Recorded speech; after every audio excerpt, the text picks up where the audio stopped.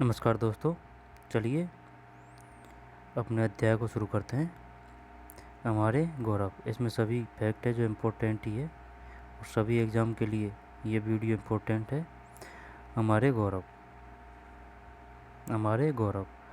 भारत का इतिहास अत्यधिक गौरवशाली रहा है। इस गौरव को प्राप्त करने के लिए यहाँ के वैज्ञानिकों, साहित्यकारों, कलाकारों आदि की महत्वपूर्ण भूमिका रही है। इनमें से कतिपय प्रेरक महापुरुषों के कार्य की यहाँ जानकारी दी जा रही है। चंद्र बरदाई का जन्म 1148 में लाहौर में हुआ। इनके पिता का नाम बैण था। राव बैण अजमेर के चौहानों के पुरोहित थे। इसी से चंद को अपने पिता के साथ राजकुल के संपर्क में आने का अवसर मिला। बालकाल से ही ये प्रतिभाशाली सिद्ध हुए और शीघ्र ही उन्होंने भाषा, साहित्य, व्याकरण, छंद, पुराण, ज्योतिषी आदि का ज्ञान प्राप्त कर लिया। दिल्ली के सम्राट पृथ्वीराज चौहान के न केवल राज कवि घोषित हुए, बल्कि उनके सलाहकार व मित्र भी बन गए। चंद्रबरदाई केवल कवि ही नहीं थे, अस्त्र शस्त्र की विधिवत शिक्षा भी उन्होंने प्राप्त की थी। युद्ध के समय में वे सदैव सेना के साथ रहकर अपने रण कौशल का परिचय देते थे। पृथ्वीराज रासो चंद्रबरदाई की प्रसिद्ध रचना है। पृथ्वीराज रासो हिंदी का प्रथम महाकाव्य कहलाता है। इस ग्रंथ से चंद्रबरदाई की विद्वता, वीरता, सहृदयता और मित्र भक्ति का परिचय प्रचुर मात्रा में मिलता है। चंद्रबरदाई के पिता का नाम क्या था? चंद्रबरदाई का जन्म कहाँ हुआ था? चंद्रबरदाई में कवि के अतिरिक्त कौन कौन से गुण थे? चंद्रबरदाई की प्रसिद्ध रचना कौन सी है? तो चंद्रबरदाई का जन्म हुआ 1148 में। कहाँ? लाहौर में। इनके पिता का नाम राव बैण अजमेर के चौहानों के क्या थे? पुरोहित थे। इसी से चंद को अपने पिता के साथ राजकुल के संपर्क में आने का अवसर मिला। ठीक है। दिल्ली के सम्राट पृथ्वीराज चौहान के न केवल राज कवि घोषित हुए, बल्कि उनके सलाहकार व मित्र बन गए। ठीक है। चंद्रबरदाई।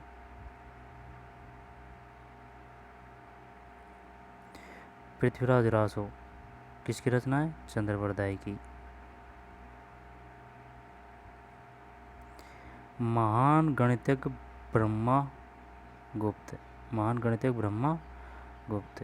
ब्रह्मगुप्त का जन्म 598 ईस्वी में हुआ। इनका जन्म स्थान भीनमाल, जालौर, राजस्थान में माना जाता है। ब्रह्मगुप्त का है भीनमाल, जो जालौर में है, कन्नड़ देवाला, राजस्थान माना जाता है। ब्रह्मगुप्त गुप्त काल के प्रमुख खगोल शास्त्री थे। उन्होंने 598 ईस्वी की बात आ रही है। उन्होंने 30 वर्ष की आयु में 628 ईस्वी में ब्रह्मस्फुट सिद्धांत नाम से पता चल रहा है, कोई कंफ्यूज नहीं होगा, 628 में नामक ग्रंथ की रचना की। यह ग्रंथ भारतीय खगोल शास्त्र का प्रमाणिक ग्रंथ है। इस ग्रंथ के अलावा उन्होंने खंडकाव्यम नामक ग्रंथ की रचना की। बताइए, खंडकाव्यम नामक ग्रंथ की रचना किन्होंने की थी? ब्रह्मगुप्त। इसमें विशेषकर अंतर्वेशन यानी कि इंट्रोपोलेशन तथा समतल त्रिकोणमिति एवं गोलीय त्रिकोणमिति दोनों में सैन्य या फिर कौन सैन्य कोटि जा के नियम उपलब्ध हैं। ब्रह्मगुप्त के इन ग्रंथों के अरबी और फारसी भाषा के अनुवाद के महान गणितज्ञ ब्रह्मगुप्त।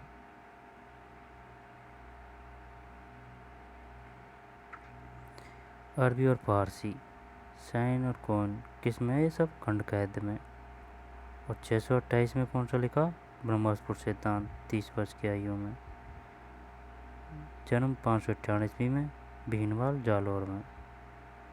गुप्त काल के प्रमुख खगोल शास्त्री थे।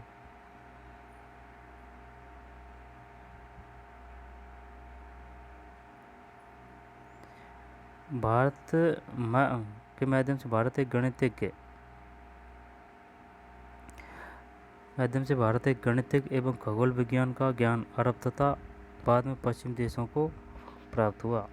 ब्रह्मगुप्त ने अपने ग्रंथों में वर्गमूल, धनमूल लिखने की सरल विधियाँ दी। शून्य के गुणधर्म की व्याख्या भी की इन ग्रंथों में भी की गई। ब्रह्मगुप्त का ज्योमेट्री के क्षेत्र में विशेष योगदान रहा। वर्गमूल व घनमूल। आओ जानकारी प्राप्त करें। ब्रह्मगुप्त ने 30 वर्ष की आयु में ब्रह्म स्फुट सिद्धांत नामक ग्रंथ की रचना की। यह ग्रंथ भारतीय खगोल शास्त्र का प्रमाणिक ग्रंथ है। इसके अलावा ब्रह्मगुप्त ने खंड कैद्यम नामक ग्रंथ की रचना की। ब्रह्मगुप्त के इन ग्रंथों का अनुवाद अरबी फारसी भाषा में हुआ। भारत का यह गणित एवं खगोल विज्ञान का ज्ञान अरब एवं बाद में पश्चिमी देशों को प्राप्त हुआ। विश्व के प्रथम शल्य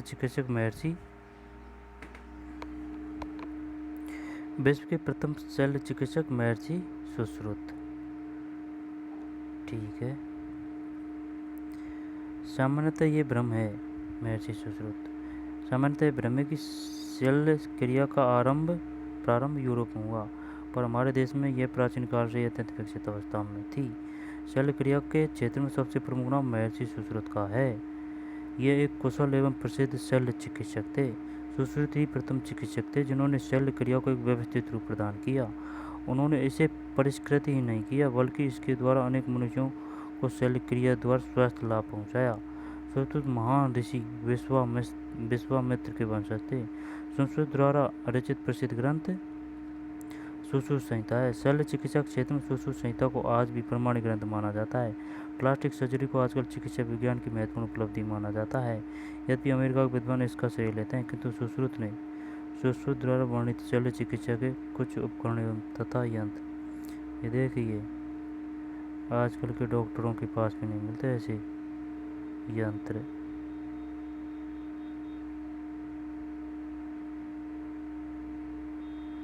ये देखिए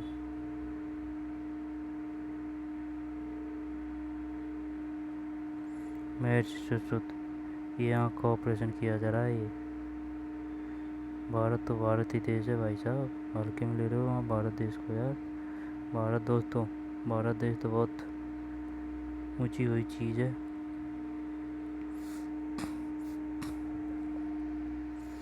आपने इस ग्रंथ में प्लास्टिक सर्जरी का उल्लेख सैकड़ों साल पहले ही कर दिया था। सुश्रुत इस पद्धति का अनुसरण यूरोप ने किया। आज यह विश्व भर में प्रचलित हो गई।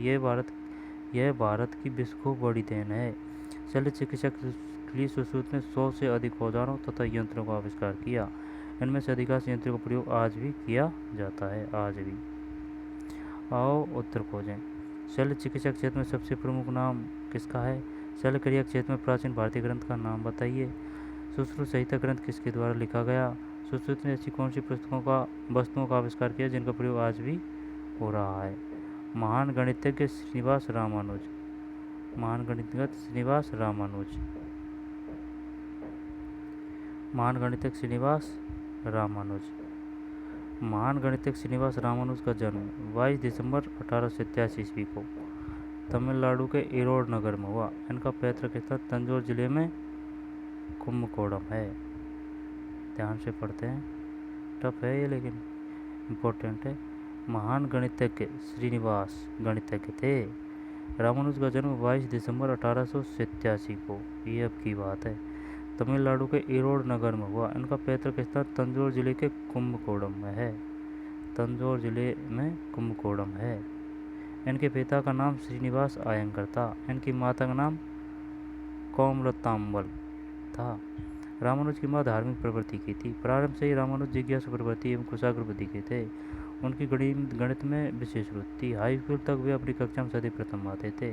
हाई स्कूल की परीक्षा सन 1904 में उत्तीर्ण कर और अच्छा स्थान प्राप्त करके वे उन्हें छात्रवृत्ति मिली। 16 जनवरी 1913 ईस्वी को रामानुज ने कैम्ब्रिज विश्वविद्यालय के प्रसिद्ध गणितज्ञ प्रोफेसर G.H. हार्डी को एक पत्र लिखा, जिसमें उन्होंने लगभग 120 प्रमेय भी भेजे। रामानुज की प्रतिभा को देखकर प्रोफेसर हार्डी ने इन्हें इंग्लैंड बुला लिया। उनके बुलावे पर 14 अप्रैल 1914 को रामानुज लंदन पहुंचे। इंग्लैंड में उन्हें प्रोफेसर हार्डी के साथ अनुसंधान कार्य किया। केवल एक वर्ष 1915 में रामानुजन और प्रोफेसर हार्डी ने सम्मिलित रूप से 9 शोध प्रकाशित किए। 9 शोध। रामानुज को उनके शोध पत्र के आधार पर बिना परीक्षा दिए मार्च 1916 में स्नातक उपाधि प्रदान कर दी गई और 27 मार्च 1919 को इंग्लैंड से भारत पहुंचे तथा 26 अप्रैल ध्यान से देखने की बात है, 27 मार्च 1919 है ना, को वे इंग्लैंड से भारत पहुंच गए।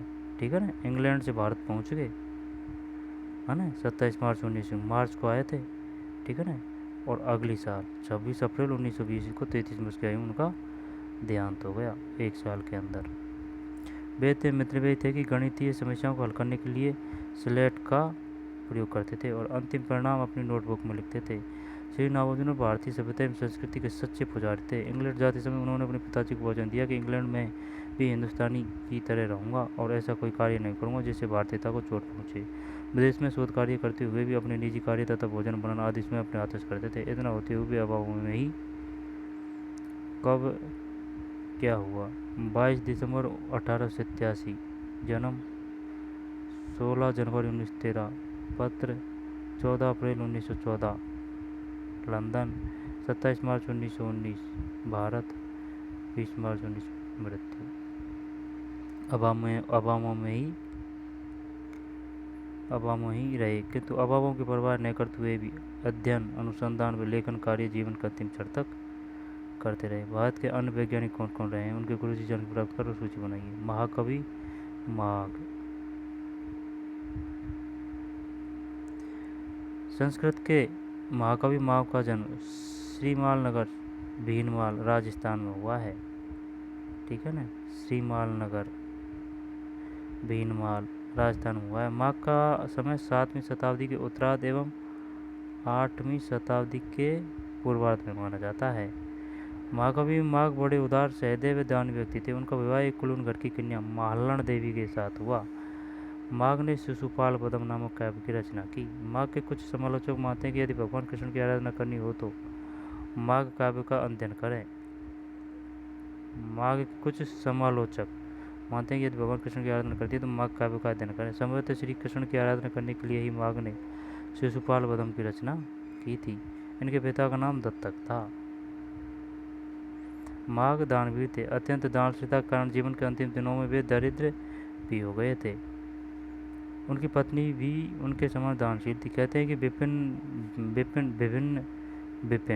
विपिन है गरीब की अवस्था में एक ब्राह्मण अपनी पुत्री के विवाह के लिए याचक बनकर आया। रात्रि का प्रथम प्रहर बीत रहा था। माघ अपनी सोई पत्नी के कक्ष में गए, उनके हाथ का एक कंगन उतार कर लाए और ब्राह्मण को दे दिया। इतने में उनकी पत्नी जग गई और दूसरे हाथ का भी कंगन लाकर याचक को दे दिया। कहा कि तुम्हारी पुत्री को दोनों हाथों में कंगन पहनने चाहिए। यह दृश्य देखकर माघ की आंखों से अश्रुधारा बहने लगी। महाकवि माघ। एक दंत कथा। माघ जब रचना करते थे तब अपना ही रचित श्लोक, अपना पद उन्हें दूसरे दिन उपयुक्त नहीं लगता तो वे उसे काट देते, जिससे कोई रचना पूर्ण नहीं होती। एक रात उनकी पत्नी के स्वप्न में विद्या देवी सरस्वती प्रकट हुई। माघ की पत्नी देखा कि माँ विद्या की देवी के शरीर पर घाव लगे हैं, उससे रक्त बह रहा है। माघ पत्नी मालन ने जब पूछा कि माँ आपकी यह दशा किसने की, तो माँ ने कहा माघ प्रतिदिन मुझे रचित पदों को दूसरे दिन काटता जाएगा तो ये घाव सदा रिश्ते ही रहेंगे। माघ की पत्नी ने पूछा तो माँ ने कहा कि इसे जमीकंद की सब्जियां खिलाओ। माघ पत्नी ने एक दिन माँ को जमीकंद की सब्जी परोस दी। माघ ने उसे खा लिया। बाद में वे अपनी एकमात्र कृषि शिशुपाल पद्म को पूर्ण कर सके। यद्यपि इस दंत कथा कोई प्रमाणिक आधार तो नहीं, किंतु यह अनुमान लगाया जाता है कि काव्य लेखन की पत्नी का भी अप्रत्यक्ष रूप से योगदान रहा। महाकवि माघ। कुलीनगढ़ की कन्या मालन देवी, शिशुपाल पद्म, 7वीं शताब्दी, श्रीमाल नगर भीनमाल राजस्थान, 7वीं के उत्तरार्ध और 8वीं के पूर्वार्ध में। पिता का नाम था दत्तक। माघ ने साहित्य व्याकरण शास्त्र, नीति शास्त्र, पुराण, आयुर्वेद, न्याय, ज्योतिष, प्राकृतिक सौंदर्य, ग्राम जीवन, पशु पक्षी जीवन, सौंदर्य काव्य, पदलालित्य एवं राजनीति शास्त्र के सिद्धांतों का समावेशी ग्रंथ शिशुपाल पद्म कर दिया, जिससे अन्य ग्रंथ रचने की आवश्यकता ही नहीं रही। ये सब समाहित कर दिया एक में। साहित्य, व्याकरण शास्त्र, नीति शास्त्र, पुराण, आयुर्वेद, न्याय, ज्योतिष, प्राकृतिक सौंदर्य, ग्राम जीवन, पशु पक्षी जीवन, सौंदर्य काव्य, पदलालित्य एवं राजनीति शास्त्र। माघ के माता पिता का नाम क्या था? माघ द्वारा लिखी गई काव्य रचना कौन सी है? सूत्रधार, मंडन। अब आ जाइए मंडन पे। सूत्रधार मंडन। मंडन ने अपने ग्रंथों से भारतीय स्थापत्य शास्त्र परंपरा को अक्षुण्ण बनाए रखने में बड़ा योगदान दिया। मंडन उस काल में हुए जबकि मंदिर, मूर्ति और चित्रकला आदि संकट में थे। ऐसे में मंडन ने कुंभकार आदि शिल्पी थे। अपने ग्रंथों से स्थापत्य शास्त्रियों के लिए नियम देकर महल, घर, निवास, जलाशय, मंदिर, प्रतिमा आदि के निर्माण में सहयोग किया। भारतीय वास्तुशास्त्र में मंडन का योगदान सर्वाधिक माना जाता है। कुंभलगढ़ जैसा अभय दुर्ग मंडन के मार्गदर्शन और योजना के अनुसार बना। इसकी कुंभलगढ़ में वट वृक्ष के नीचे प्रतिमा गृह बनाने की योजना थी। उसकी कुंभलगढ़ में वट वृक्ष के नीचे प्रतिमा गृह बनाने की योजना थी, जो पूरी नहीं हुई, किंतु ये प्रतिमाएं अभी उदयपुर के राजकीय संग्रहालय में सुरक्षित है ये कुंभलगढ़ में वट वृक्ष के नीचे। भारतीय वास्तुशास्त्र के सैद्धांतिक और व्यावहारिक पक्षों के ख्यातनाम जानकारों में सूत्रधार मंडन का नाम महत्वपूर्ण है। वास्तुकला, कला पक्ष, गणितिक, ज्योतिष क्षेत्र में उसके मत विगत 550 सालों से हमारे यहाँ माने जाने लगे हैं। देव प्रसाद, वापी, जलाशय, प्रतिमा संबंधी स्थापत्य कार्य को से काफ़ी अनुभव था। मंडन मेवाड़ के महाराणा कुंभा का प्रिय वास्तुशिल्प था। मंडन गुजरात के सोमपुरा शिल्पज्ञ कुल से संबंधित थे। मंडन गुजरात के सोमपुरा शिल्पज्ञ कुल से संबंधित थे। उसके परिजन संबंधित सोमनाथ, जिसे पुराणों में सोमपुर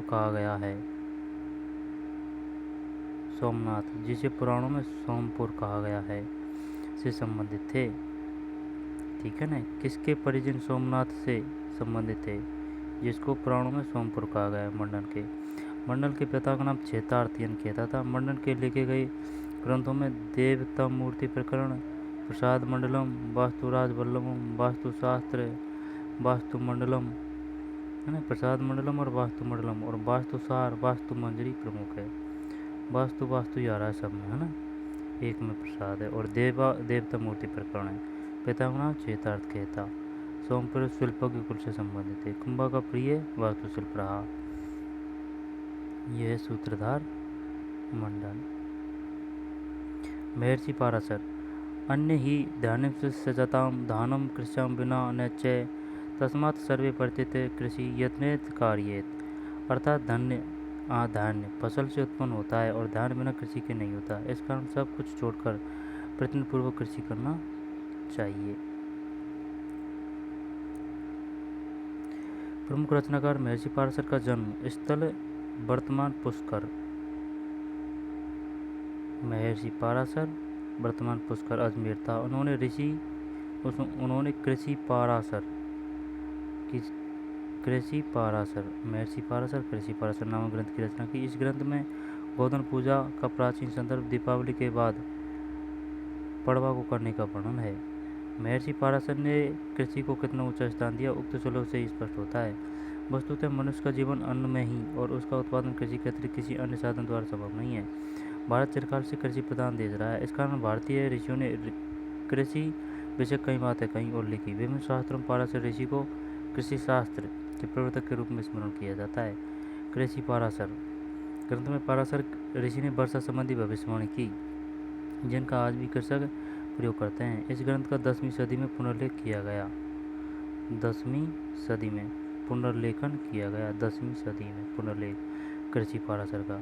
यह ग्रंथ कृषि पंचांग का कार्य करता है। कृषि कार्य कब शुरू करना चाहिए, कौन सी फसल कब खेत में उगाई जाए, खेती काम में आने वाले पशुओं के साथ कैसा व्यवहार किया जाना चाहिए, अतिवृष्टि अनावृष्टि की जानकारी, गौशाला तथा उसके रखरखाव की जानकारी के साथ ही पशु पक्षियों के व्यवहार, हवा की दशा आदि से मौसम के पूर्वानुमानों के बारे में इस ग्रंथ में बताया गया है। कृषि पाराशर के विषय यह भी जानते हैं कौन सी फसल कब उगाई जाए, खेती में काम आने वाले पशुओं के साथ कैसे व्यवहार किया जाए, गौशाला में उसके रखरखाव कैसे किया जाए, मौसम का पूर्वानुमान कैसे लगाया जाए, कृषि कार्य कब प्रारंभ करना चाहिए। 10वीं सदी में पुनर्लेखन किया गया। कृषि पाराशर ग्रंथ पाराशर ऋषि का है। महर्षि पाराशर वर्तमान पुष्कर अजमेर था। महर्षि पाराशर का जन्म स्थान वर्तमान पुष्कर अजमेर था। दीपावली के बाद पड़वा को करने का वर्णन किया है, गोधन पूजा का। चक्रपाणि मिश्र, महाराणा प्रताप के दरबारी पंडित चक्रपाणि मिश्र ने 4 ग्रंथों की रचना की। महाराणा प्रताप ये थे विश्ववल्लभ, मुहूर्तमाला, व्यवहारादर्श और राज्याभिषेक पद्धति। विश्ववल्लभ, मुहूर्तमाला और व्यवहारादर्श और राज्याभिषेक। विश्ववल्लभ की रचना में पंडित चक्रपाणि मिश्र ने जिस स्रोत सामग्री का सहारा लिया, विश्ववल्लभ, मुहूर्तमाला, व्यवहारादर्श और राज्याभिषेक पद्धति। विश्ववल्लभ की रचना में पंडित चक्रपाणि मिश्र ने जिस स्रोत सामग्री का सहारा लिया उसमें बराहमिहीरकृत बृहत संहिता मुख्य है। बराहमिहीरकृत बृहत संहिता मुख्य है। चक्रपाणि मिश्र बराहमिहीर से बड़ा प्रभावित था। विश्ववल्लभ की रचना पंडित चक्रपाणि मिश्र ने जिस स्रोत सामग्री का सहारा लिया उसमें बराहमिहीरकृत बृहत संहिता मुख्य है। चक्रपाणि मिश्र बराहमिहीर से बड़ा प्रभावित था। अपनी द्वितीय रचना राज्याभिषेक पद्धति, ठीक है ना, राज्याभिषेक पद्धति में उसने बराहमिहीर की सामग्री का उपयोग किया। चक्रपाणि मिश्र ने, यह चक्रपाणि मिश्र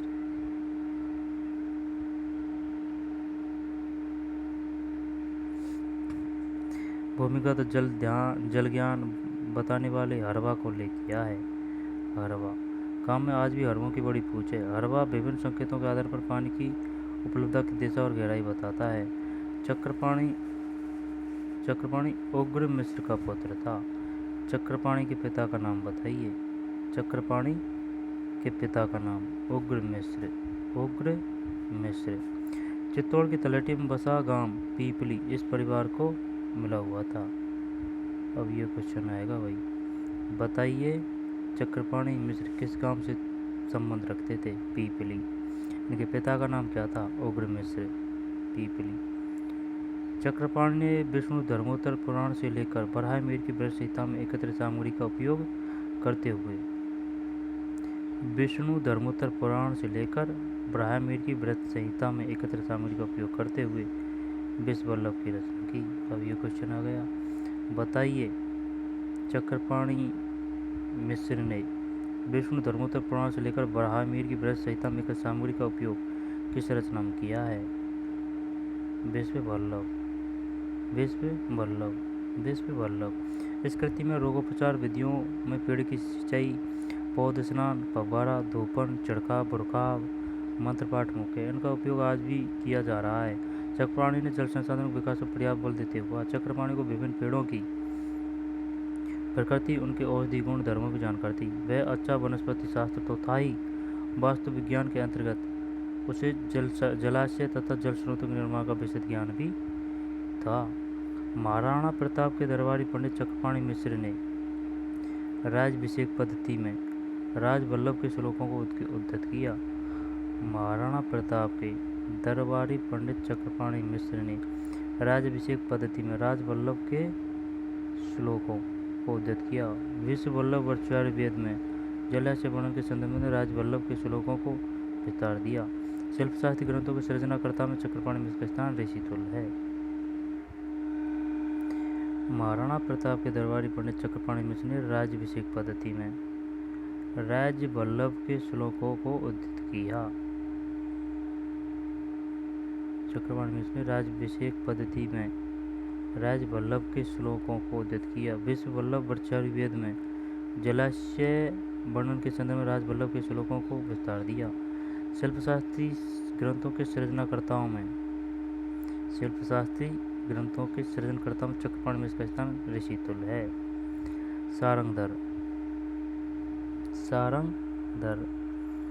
सारंगधर हम्बीर रणथंभौर का शासक, ठीक है ना, सारंगधर को पढ़ते हैं।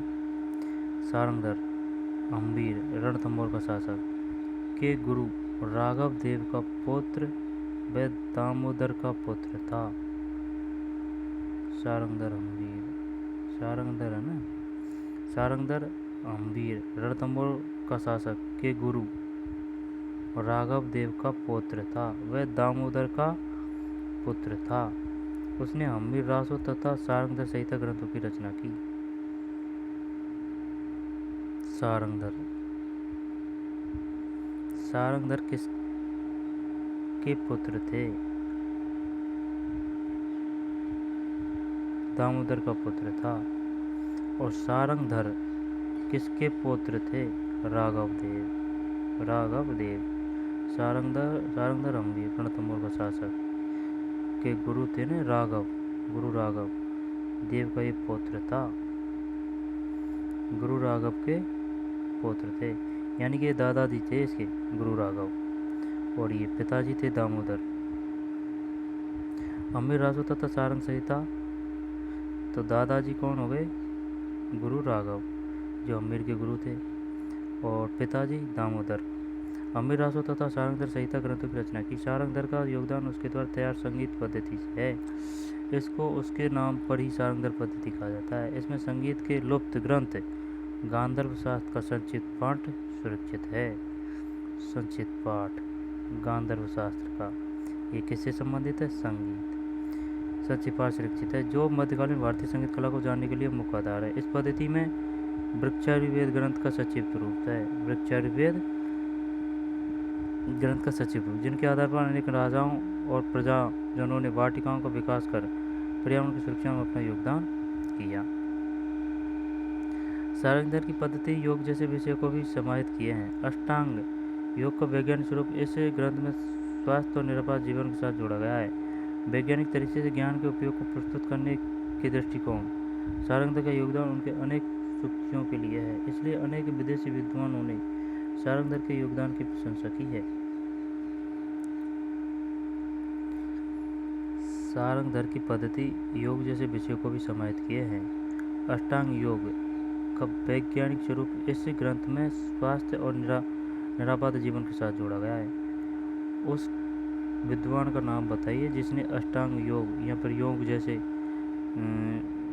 शब्दों का अपने ग्रंथ में उल्लेख किया है। सारंगधर वैज्ञानिक तरीके से ज्ञान उपयोग को प्रस्तुत करने के दृष्टिकोण सारंगधर का योगदान उसकी अनेक, क्या पढ़ रहा है यार। सारंगधर की पद्धति योग जैसे विषयों को समाहित किए हैं। अष्टांग योग का वैज्ञानिक स्वरूप इस ग्रंथ में स्वास्थ्य और निरापद जीवन के साथ जोड़ा गया है। वैज्ञानिक तरीके से ज्ञान के उपयोग को प्रस्तुत करने के दृष्टिकोण सारंगधर का योगदान उसकी अनेक सूक्तियों के लिए है। इसलिए अनेक विदेशी विद्वानों ने सारंगधर के योगदान की प्रशंसा की है। गतिविधि पढ़े में बताएं। सूत्रधार मंडल का योगदान सबसे अधिक किस क्षेत्र में माना जाता है? वास्तुशास्त्र। वास्तुशास्त्र का मुख्य विषय क्या होता है? वास्तु राजवल्लभ। महर्षि पाराशर ने किस ग्रंथ की रचना की? कृषि पाराशर। चक्रपाणि मिश्र ने कौन कौन सी ग्रंथों की रचना की? विश्ववल्लभ व मुहूर्त माला। चक्रपाणि। वृक्षायुर्वेद ग्रंथ की रचना की? सारंगधर।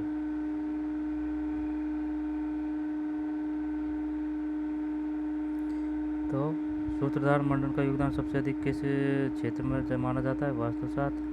वास्तुशास्त्र का मुख्य विषय क्या है? वास्तुराज वल्लभ। महर्षि पाराशर ने किस ग्रंथ की? कृषि पाराशर।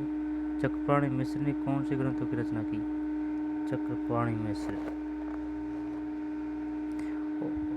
विश्ववल्लभ एवं मुहूर्तमाला। और वृक्षायुर्वेद ग्रंथ की रचना किसने की? सारंगधर। एक बार देख लेते हैं, ये सारंगधर है। गांधर्व शास्त्र।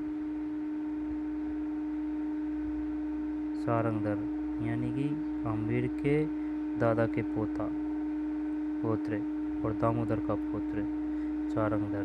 गांधर्व शास्त्र, संगीत, वृक्षायुर्वेद ग्रंथ, योग जैसे विषयों को भी समाप्त किए हैं। अष्टांग योग सारंगधर हो गया। और राजभिषेक पद्धति ऋषि तुल्य, ये है चक्रपाणि मिश्र। चक्रपाणि मिश्र पृथ्वीराज। चड़का बुड़का, विश्ववल्लभ की रचना, ब्राह्मण की बरसहिता में सामग्री। चक्रपाणि मिश्र उग्र मिश्र का पुत्र था। पिताजी का नाम क्या था? उग्र मिश्र। अरवा का उल्लेख है। चक्रपाणि मिश्र। पंडित चक्रपाणि मिश्र ने 4 ग्रंथों की रचना की। विश्ववल्लभ, मुहूर्तमाला, व्यवहारादर्श, राजभिषेक पद्धति। विश्ववल्लभ की रचना पढ़ी चक्रपाणि मिश्र ने जिस स्रोत सामग्री का सहारा लिया उसे ब्राह्मीकृत ब्रज संहिता मुख्य है। चक्रपाणि मिश्र ब्राह्मी से बड़ा प्रभावित था।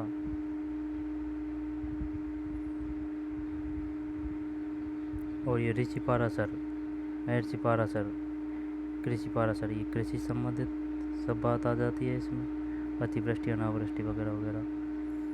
ठीक है। शब्दावली परिष्कृत यानी कि उन्नत, बापी बावड़ी, बापी बावड़ी, शिल्प की शिल्पकला का ज्ञाता, बापी किसे कहते हैं? बावड़ी को। अभ्यास प्रश्न, वृक्षायुर्वेद ग्रंथ की रचना की थी सारंगधर ने। सारंगधर ने वृक्षायुर्वेद सारंगधर ने। सारंगधर कौन थे? अम्बीर के गुरु के पुत्र ने सारंगधर। सारंगधर गांधर्व शास्त्र की भी रचना करी और वृक्षायुर्वेद ग्रंथ की भी रचना करी है। गांधर्व और वृक्षायुर्वेद सारंगधर। फिर वृक्षायुर्वेद ग्रंथ की रचना की सारंगधर ने। कृषि पाराशर लगे। फिर चंद्रवरदाई, चंद्रवरदाई, चंद्रवरदाई है पृथ्वीराज रासो। ब्रह्मागुप्त ब्रह्मस्फुट सिद्धांत, महर्षि सुश्रुत, सुश्रुत संहिता, महाकवि माघ, शिशुपाल बदम, सूत्रधार मंडन, वास्तु मंजरी, महर्षि पाराशर, कृषि पाराशर और चक्रपाणि मिश्र विश्ववल्लभ। इसमें से एक क्वेश्चन आएगा। इसमें तो है ये जो है ऐसे इसमें, लेकिन ये है ना संस्कृत में भी है ये चैप्टर। तो राजस्थान के कवि चंद्रवरदाई, चंद्रवरदाई में पृथ्वीराज रासो, ब्रह्मागुप्त बृहस्पति सिद्धांत और महर्षि सुश्रुत, सुश्रुत संहिता, महाकवि माघ, शिशुपाल वदम, सूत्रधार मंडल, वास्तुमंजरी, महर्षि पाराशर, कृषि पाराशर और चक्रपाणि मिश्र विश्ववल्लभ। ब्रह्मागुप्त का जन्म भीनमाल में माना जाता है। भारत का यह गणितिक तथा खगोल विज्ञान ज्ञान का अरब तथा बाद में पश्चिम को प्राप्त हुआ। सुश्रुत ही प्रथम चिकित्सक माना जाता है जिन्हें शल्य चिकित्सा को व्यवस्थित स्वरूप प्रदान किया। रामानुजनम उन शोध पत्रों के आधार पर बिना परीक्षा दिए स्नातक की उपाधि प्रदान की गई। माघ अत्यंत आलस्यता के कारण दरिद्र हो गए। महाराणा प्रताप के दरबारी पंडित चक्रपाणि मिश्र थे। महर्षि पाराशर का जन्म स्थल पुष्कर था। तो ठीक है दोस्तों, एक बार और देख लेते हैं। हमारे गौरव चंद्रवरदाई 1148 में लाहौर में, रामबैन के पुत्र पृथ्वीराज रासो, महान गणितज्ञ ब्रह्मासुर 591 में हुआ। भीनमाल ब्रह्मगुप्त का ब्रह्मपुत्र सिद्धांत 30 वर्ष में। खंडकैद्यम और ये गणितज्ञ है, ये कौन है? ब्रह्मगुप्त। फिर घनमूल वर्गमूल, फिर महर्षि सुश्रुत व्यवस्थित रूप प्रदान किया। ऋषि पाराशर के वंशज थे। महर्षि सुश्रुत है प्लास्टिक सर्जरी। फिर सुश्रुत शल्य चिकित्सा के सुश्रुत ने 100 से अधिक औजार तथा यंत्रों का आविष्कार किया।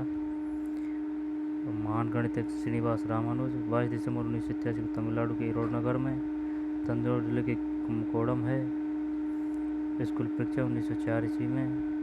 GHRD को पत्र लिखा।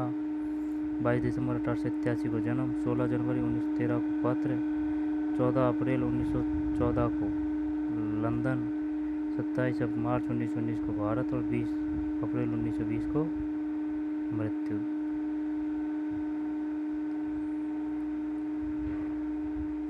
कितने शोध किए थे इन्होंने?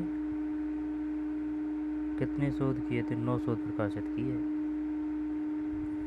और ठीक है, महाकवि माघ, श्रीमाल नगर भीनमाल राजस्थान। मालन देवी, पिता का नाम दत्तक, शिशुपाल वदन नामक काव्य की रचना। ये कहानी है। नीति सात वायु प्राण सिर्फ एक शिशुपाल वदम में कर दिया सब। कवलेख, सूत्रधार मंडन, कुंभलगढ़ जैसा वेद दुर्ग, देव प्रसाद, कुंभा, कपड़ी वास्तुशिल्पी, देवता मूर्ति प्रकरण, प्रसाद मंडलम, वास्तु राज वल्लभम, वास्तु सात, वास्तु मंडलम, वास्तु सार, वास्तु मंजरी। महर्षि पाराशर, महर्षि पाराशर कृषि पाराशर नामक ग्रंथ की रचना की। वर्तमान पुष्कर अजमेर में था। फिर कृषि शास्त्र के गुरु में स्मरण किया जाता है। अतिवृष्टि अनावृष्टि, पंडित चक्रपाणि मिश्र, महाराणा प्रताप के दरबारी, महाराणा प्रताप हल्दी वाला। ब्राह्मणीकृत ब्रज संहिता मुख्य चक्रपाणि मिश्र ब्राह्मणी से बड़ा प्रभावित है। ठीक है ना। ब्राह्मणी से कौन बड़ा प्रभावित है? चक्रपाणि मिश्र। विश्व वल्लभ, मुहूर्तमाला, व्यवहारदर्श और राजभिषेक पद्धति, चक्रपाणि मिश्र। अरवा, ब्रजसंहिता में एकत्रित सामग्री का उपयोग करते हुए विश्व वल्लभ की रचना की। विश्व वल्लभ की रचना की। वास्तु विज्ञान के अंतर्गत उन्हें जलाशय तथा जल निर्माण प्रसिद्ध ज्ञान भी था। सारंगधर अम्बिरदेव के गुरु के दादा का पौत्र व दामोदर का पुत्र था। गांधर्व शास्त्र सचित पाठ संरक्षित है। गांधर्व शास्त्र है संगीत से। और वृक्षायुर्वेद ग्रंथ में वृक्षों के बारे में वैज्ञानिक तरह से ज्ञान का उपयोग प्रस्तुत किया। दृष्टिकोण सारंगधर के उनके अनेक युक्तियों के लिए है, इसलिए अनेक विदेश विद्वान सारंगधर के योगदान की प्रशंसा की है। अनेक युक्तियों के लिए है सारंगधर। सूत्र मंडल का योगदान सबसे अधिक किस क्षेत्र में माना जाता है? वास्तुशास्त्र। वास्तुशास्त्र का मुख्य विषय क्या है? वास्तु राज वल्लभ। महर्षि पाराशर किस ग्रंथ की रचना की? कृषि पाराशर। सूत्रधार मंडल का योगदान सबसे अधिक किस क्षेत्र में माना जाता है? वास्तुशास्त्र। वास्तुशास्त्र का मुख्य विषय क्या होता है? वास्तु राज वल्लभम। महर्षि पाराशर ने किस ग्रंथ की रचना की? कृषि पाराशर। चक्रपाणि मिश्र ने कौन कौन सी ग्रंथों की रचना की? विश्व वल्लभ और मुहूर्तमाला। वृक्षायुर्वेद ग्रंथ की रचना किसने की? सारंगधर। तो सूत्रधार मंडल का योगदान सबसे अधिक किस क्षेत्र में माना जाता है? वास्तुशास्त्र, वास्तुराज वल्लभम, कृषि पाराशर, विश्व वल्लभ मुहूर्तमाला और सारंगधर। वृक्षायुर्वेद ग्रंथ की रचना किसने की?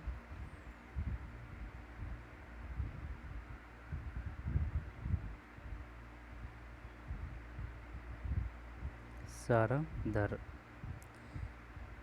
तो ठीक है दोस्तों, और इनको और देख लेते हैं एक बार।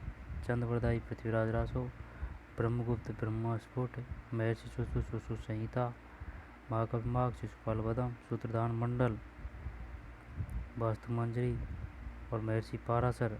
कृषि पाराशर नाम से पता चल रहा है। चक्रपाणि मिश्र, विश्व वल्लभ। चक्रपाणि मिश्र, विश्व वल्लभ। चक्रपाणि मिश्र महाराणा प्रताप वाला।